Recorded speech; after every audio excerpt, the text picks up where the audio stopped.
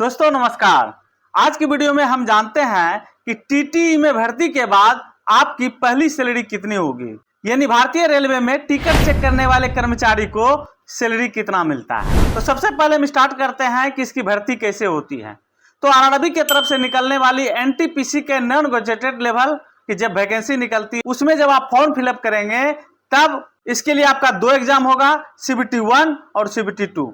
ये दोनों exam objective types के होते हैं, यानी ऑप्शनल होता है। इस भर्ती के लिए वही फॉर्म फिलअप कर सकते हैं जिसका उम्र 18 से 30 साल के बीच में है और जिनका मिनिमम क्वालिफिकेशन 10+2 में 50% से पास आउट है।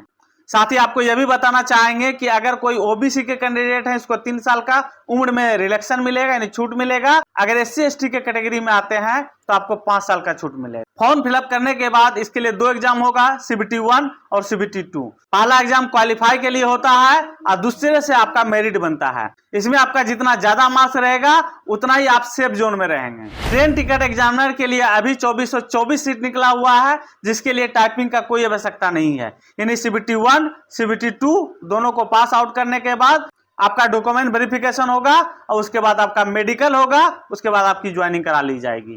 तो ये था सिलेक्शन का प्रोसेस। आपको हम बता दें कि रेलवे में टीटी डायरेक्ट नहीं बनते हैं। अभी जो वैकेंसी निकली हुई है CCTC के रूप में, यानी कॉमर्शियल कम टिकट क्लर्क के रूप में, जो आगे चल के आप टीटी बन जाते हैं। यह पोस्ट लेवल 3 के अंतर्गत आता है, जिसका ग्रेड पे 2000 होता है, जिसका 7th पे कमीशन के आधार पर स्टार्टिंग बेसिक 21,700 होता है। अगर हम टीटी की टोटल सैलरी की बात करें तो उसके बेसिक के साथ साथ बहुत सारे अलाउंसेस मिलता है। तो सबसे पहले हम जानते हैं कि इसको कौन कौन सा अलाउंसेस मिलता है। तो सबसे पहला है बेसिक के साथ मिलने वाला अलाउंसेस DA, यानी डियर नेंस अलाउंसेस, महंगाई भत्ता, जो कि अभी बेसिक का 58% है। तो अगर हम अभी का महंगाई भत्ता देखें तो बेसिक का 58% 12,586 होता है।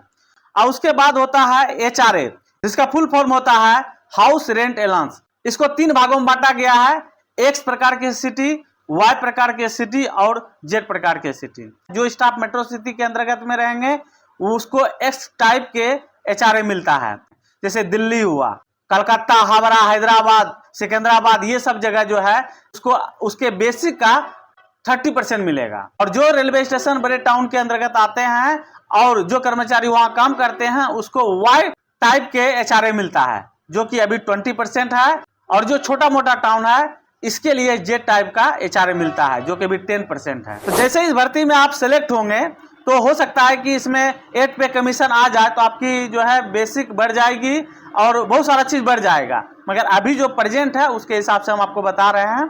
तो अभी जो है अगर आप X टाइप के सिटी में रहते हैं तो लगभग आपको HRA के रूप में 6,510 रुपया मिलेगा। उसके बाद ट्रेवलिंग अलाउंस यानी TA, यह भी 3 प्रकार का होता है, XYZ।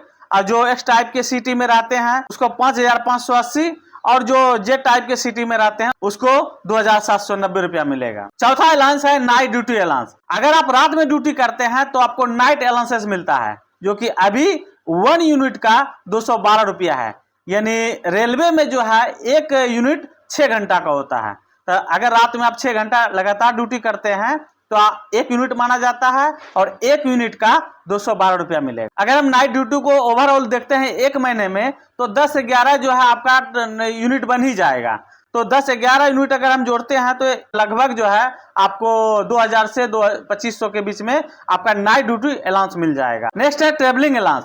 ट्रेवलिंग अलाउंस जैसे आप ट्रेन में ड्यूटी कर रहे हैं और आपको टिकट चेकिंग ट्रेन में करना है, तो ऐसे में आप अपने हेडक्वार्टर से बाहर ही रहेंगे। जब अपने हेडक्वार्टर से बाहर रहेंगे यानी बाहर ड्यूटी करेंगे तो ऐसे कंडीशन में आपको 625 रुपया पर डे के हिसाब से मिलेगा। जैसे कि आप दिल्ली से गाड़ी लेकर चलें और कानपुर तक आए और फिर कानपुर से आप दिल्ली गए तो 1 दिन आने का 1 दिन जाने का, तो हो सकता है 2 दिन आप बाहर रहें तो 2 दिन बाहर रहने का आपको पर डे के हिसाब से 625 रुपया मिलेगा। नेक्स्ट है NHA यानी नेशनल हॉलीडे अलाउंस, जैसे 2 अक्टूबर, 15 अगस्त, 26 जनवरी, इस समय अगर आप ड्यूटी करते हैं तो आपको नेशनल हॉलीडे अलाउंसेस अलग से आपको मिलता है, जिसमें 1 दिन का 596 रुपया मिलता है एक्स्ट्रा अगर आप ड्यूटी करते हैं। तो ओवरऑल रेलवे में 1 साल में 12 से 14 NHA है। तो ऐसे में अगर 1 महीना में एक भी अगर NHA मिलता है तो आपको 596 रुपया मिलता है। तो अगर हम बेसिक के साथ सारे अलाउंसेस को जोड़ते हैं तो बेसिक होता है 21,700, जिसके साथ डीए 12,586 रुपया, उसके बाद एचआरए 6,510 रुपया, उसके बाद ट्रेवलिंग अलाउंस मैंने आने जाने का खर्चा 2,790 रुपया, उसके बाद नाइट ड्यूटी अलाउंसेस अगर आपका 12 यूनिट भी होता है तो 2,644 रुपया, उसके बाद ट्रेवलिंग अलाउंस पर डे के हिसाब से 625 रुपया, वो भी हम 12 दिन का लिए तो 7,500 रुपया, और एनएचए नेशनल हॉलीडे एक लिए हैं जो कि 596 रुपया।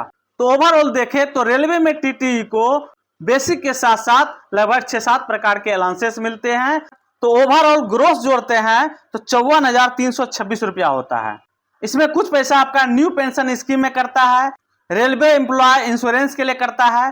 तो इस तरह से जो है अगर हम 5 से 6 हजार डिडक्शन करें तो ओवरऑल देखें तो जो नया सीसीटीसी बनेंगे तो उसके अकाउंट में नेट लगभग 45,000 से 50,000 के बीच में घुसेगा। तो एक अच्छी खासी रेलवे आपको सैलरी देती है। और कुछ लोगों ये भी कमेंट करेंगे कि सर इसकी एक्स्ट्रा कमाई है, तो ऐसा कुछ भी नहीं है। अब हर चीज डिजिटल होते जा रहा है। अब जो है ना, जो अगर टीटी भी चाहे कि सीट बेच ले, ये कर ले, वो कर ले, करना जो है मुश्किल है। ऐसे आपको क्या लगता है कमेंट सेक्शन में जरूर बताइएगा इसकी सैलरी से रिलेटेड। फिर मिलते हैं बहुत ही इंटरेस्टिंग जानकारी के साथ। धन्यवाद।